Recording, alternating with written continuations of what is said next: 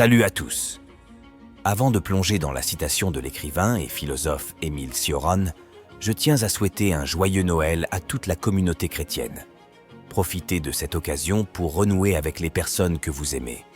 Car le but de mes podcasts est de vous guider sur de nombreux axes de la vie où l'amour des proches tient une place importante. N'oubliez jamais, il vaut mieux avoir des remords que des regrets. Faites les bons choix dès maintenant. Cela dit, entrons dans le vif du sujet. Je suis Amadou Abokar et bienvenue sur ma chaîne YouTube dédiée au bien-être, au développement personnel, à la philosophie et aux histoires poignantes. Aujourd'hui, explorons une citation d'Émile Cioran, écrivain et philosophe roumain décédé le 20 juin 1995 à Paris. L'idée que le désespoir est la plus grande des libertés peut sembler paradoxale, mais elle exprime souvent la notion que lorsque vous n'avez plus rien à perdre, vous gagnez une forme de liberté. Le désespoir survient souvent lorsque l'on se sent acculé, sans issue, ou confronté à des circonstances si difficiles qu'elles semblent insurmontables.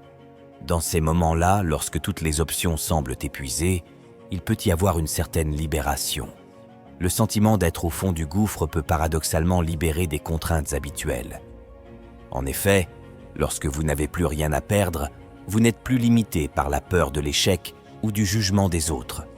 Ces moments de désespoir peuvent agir comme un catalyseur pour embrasser un changement radical, explorer de nouvelles voies ou prendre des décisions audacieuses que vous n'auriez jamais envisagées dans des circonstances moins désespérées. C'est souvent à partir de cet état de désespoir que naissent les révolutions, les innovations les plus radicales ou même les transformations personnelles les plus profondes. Par exemple, après avoir perdu un emploi qu'on aimait, le désespoir peut mener à l'exploration de domaines totalement différents.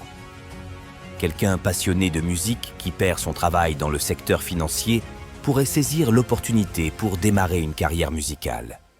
De même, après avoir atteint un point de désespoir dans une relation étouffante ou nocive, une personne peut finalement trouver la force de rompre et de reconstruire sa vie sur des bases plus saines et épanouissantes.